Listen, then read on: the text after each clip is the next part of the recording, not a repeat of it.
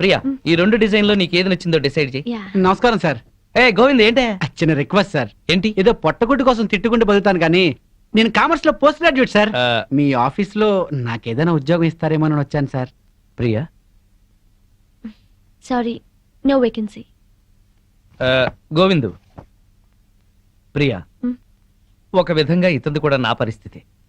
నాకేమీ తెలియదు అనుకుంటున్నాడు గాని అతని గురించి నాకు అంతా తెలుసు. మనం ఏదైనా ఉద్యోగం ప్రొవైడ్ చేస్తే బాగుంటుంది. Okay. Thank you sir. Thank you madam. Hello, ఇక్కడ మాత్రం తిట్లు నాట్ అలౌడ్.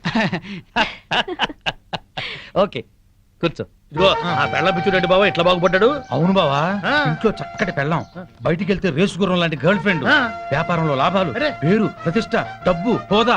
అబ్బో, జూబ్లీ హిల్స్ లో రాజభవన్ లాంటి ఇల్లు కడుతున్నాడు బావా. ఇదిగో ఆడి గురించి ముందుగా చెప్పకపోయా కిక్కెక్కదు.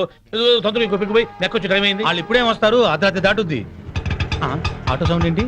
అప్పుడే వచ్చేసారండి వీళ్ళు. మహాశివరాత్రి నాడు కూడా మొదలెట్టేశారా? ఓ పగలు లేదు రాత్రి లేదు, మీకోసం శ్రీశైలం వెళ్లి అభిషేకం చేయించి తీర్థం తీసుకొచ్చాం. ఆ భ్రాంతి అవతల పారేసి నోరు కడుక్కుని తీర్థం తీసుకోండి. మాకిదే తీర్థం.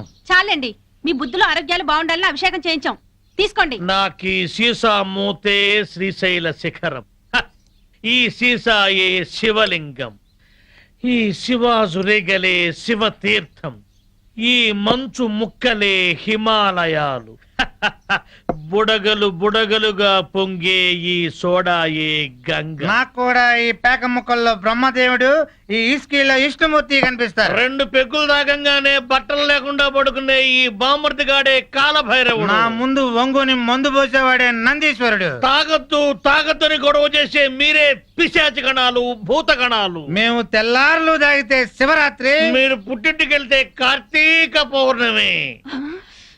మీరు బాగుపడరు. వీళ్ళని బెదరగొట్టి నొక్కేసే అమౌంట్ లో సగం నేను. వీళ్ళెవరన్నా వస్తే కనుక ఏంటమ్మా ఇది? మా శిష్యుణ్ణి అమాయకుని చేసి ఈ సైన్యంలో పాటిస్తారని ఆజ్ఞంలో పాటిస్తారా? మీరు అడిగిందే కదా ఇచ్చాం. నా కళ్ళారా చూసింది అది.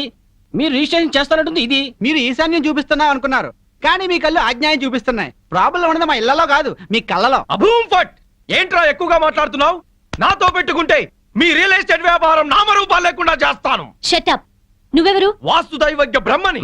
మర్యాదగా మా శిష్యుడు అడిగిన ఫ్లాట్ తనకిచ్చేయండి, లేకపోతే ఏం చేస్తారు?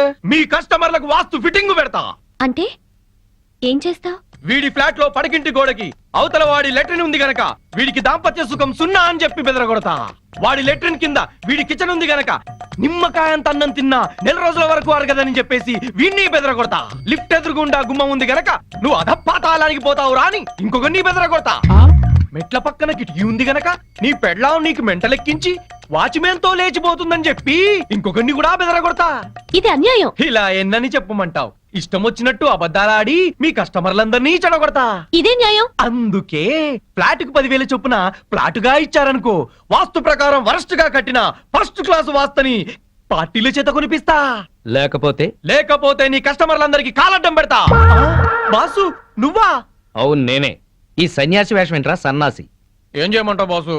కబ్జాలు చేసే కలేజా లేక కాషాయం గట్టి కడుపు నింపుకుంటున్నాను బాసు. అది సరే కానీ బాసు, నువ్వు ఎలా ఉన్నావు బాసు? నేను బాగానే ఉన్నాను గాని ఇక మీదట ఈ వెధవ వేషాలు మానేసి ఇక్కడే మంచి ఉద్యోగం ఇస్తాను, బుద్ధిగా పనిచేయి. బాసు నువ్వు ఉద్యోగం ఇవ్వాలి గాని నువ్వేం చెప్తే అది చేస్తాను బాసు. వేరే ఏం చెప్పను గాని నీకు మంచి పని చెప్తాను. చెప్పు బాస్, నువ్వేం చెప్తే అది చేస్తాను. గోవిందు. Yes sir.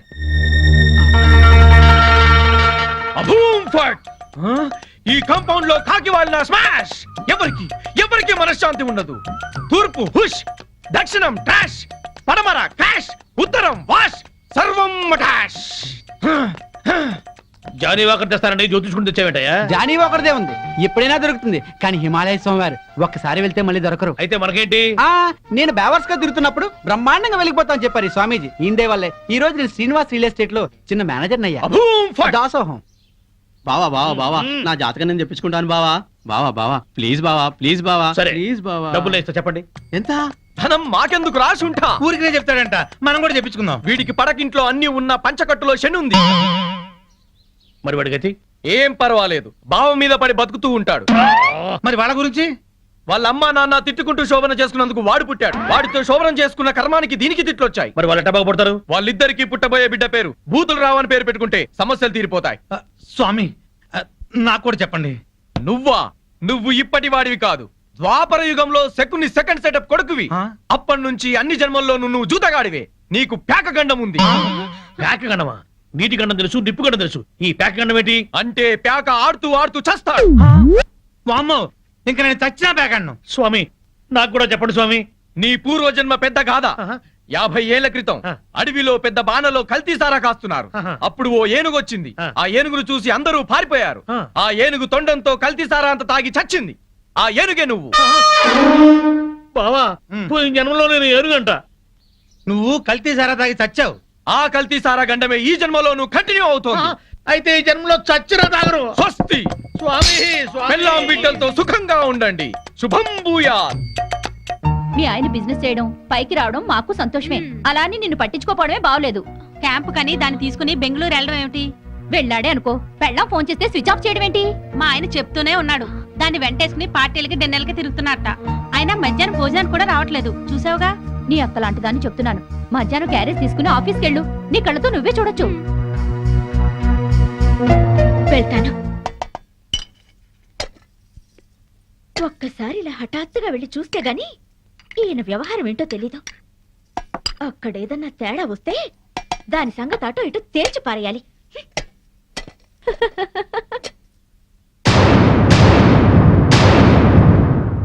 పాపం ఇంట్లో అయితే మీ ఆవిడ బాగా వండి పెట్టేది. తిని పడుకునేవాడు కదూ. ఆ ఇంటికాడ నన్ను భోజనం ఎక్కడ చేయనిస్తున్నావు? బిజినెస్ బిజినెస్ అని తెగ పరుగులు పెట్టిస్తుంటే. మరి డబ్బులు సంపాదించట్లేదా బాబు? మ్మ్. ఈ సంపాదనంతా మీ ఆవిడకిస్తావా నాకిస్తావా? నువ్వు అడగాలే గాని నువ్వెంత అడిగితే అంత. ఆ, కొంచెం కర్డ్ రైస్. మ్మ్. గుడ్. Okay thanks.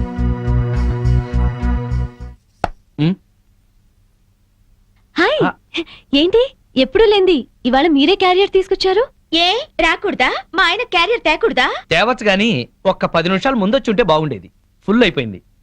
అదేంటి చేయి కడుక్కుంటారు? మీకు ఇష్టమైనవన్నీ వండి తెచ్చాను, కొంచెమైనా తినండి. సారీ మాధవి, 2ంటికి బిజినెస్ సెమినార్ ఉంది. రాత్రికి వేడివేడిగా వండి పెట్టు, వచ్చి తింటాను. ప్రియా వాట్ పదా? Okay Madhavi, bye. ఉంటానండి. బాయ్.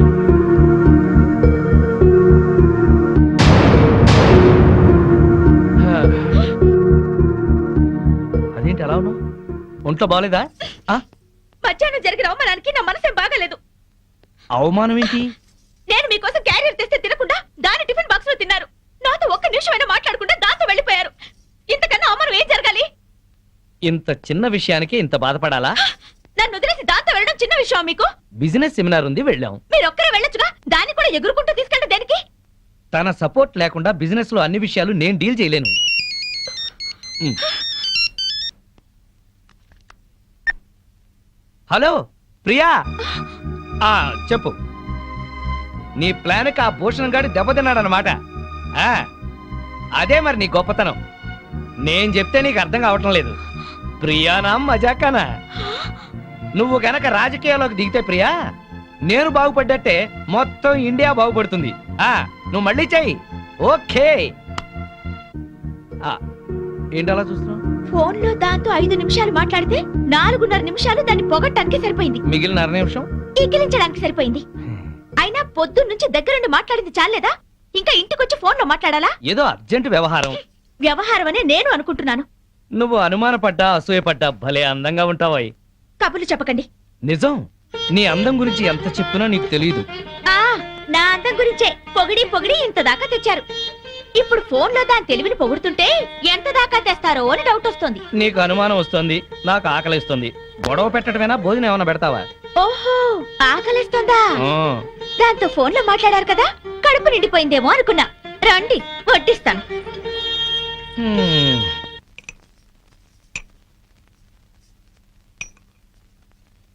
ఆహా, గుత్తి వంకాయ కూర. వేడివేడిగా పట్టుపడతా. ఆహా, అద్భుతం అద్భుతం. ఆహా. ఎవరో తలుచుకుంటున్నారు. ఫోన్.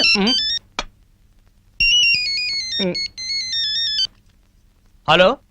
ప్రియా. ఏంటి చీప్ ప్రొడక్ట్స్ ని ఓవర్ పబ్లిసిటీతో జనాల మీద రుద్దామంటాడా? ఏడమను. ఎందుకు? నువ్వు చెప్పిన ఐడియా బ్రహ్మాండంగా ఉంది. మనం వైజాగ్ లోనే తెలుసుకుందాం వాడి సంగతి. ఆ నేను భోంచేస్తున్నాను, నువ్వు భోంచేసావా? Okay bye. ఇదేంటి చల్లారిపోయింది?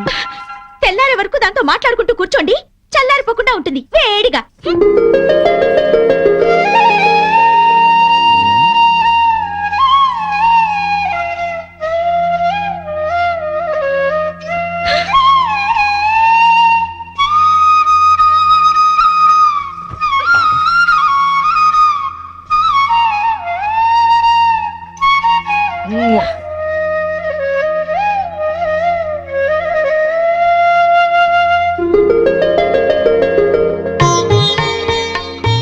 అబ్బో, నువ్వు అసూయ పడితే పాపం నీ బొగ్గలే కాదు పాదాలు కూడా ఎర్రబడ్డాయే. హ్మ్.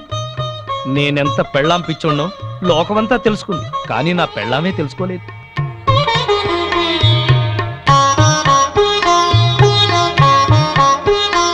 హ్మ్. హనుమంతుడి గుండె చీలిస్తే శ్రీరామచంద్రుడు ఎలా ఉంటాడో, నా గుండె చీలిస్తే నా పెళ్ళాం మాధవే ఉంటుంది. ఇది ముమ్మాటికి నిజం. ఆ, మరెందుకు ఇలా చేస్తున్నారు? నేనేం చేశాను? ఛీ, పెద్ద దొంగ. అయితే నువ్వు లేడీ పోలీసువి, ఏం కాదు. అయితే ఆడపులివి. నేనేం కాదు. నా ప్రియాతి ప్రియమైన మాధవి. ప్రియాతి ప్రియమైన ఏం అక్కర్లేదు. ఎందుకని? ఓహో, ప్రియాతి ప్రియమైనలో 2 ప్రియులు ఉన్నాయి కదూ, అందుకనే. నాకు తెలుసు నువ్వు. ఏంటి చెప్పండి. నేను వద్దులే. కాదు చెప్పండి. నా గురించి మీరేమనుకుంటున్నారు? చెప్పనా? మ్మ్. చెప్పనా? మ్మ్. వద్దులే, మళ్ళీ గొడవలు అవుతాయి. ఏం కావు. ముందు చెప్పండి, నా గురించి మీ మనసులో ఏమనుకుంటున్నారు? సరే, నువ్వొక ప్రేమ దెయ్యానివి, అనుమానం పిశాచివి, పెళ్ళాం రాక్షసివి. అందుకే ఆ, నిన్నిప్పుడు కొరికేసి ఆ.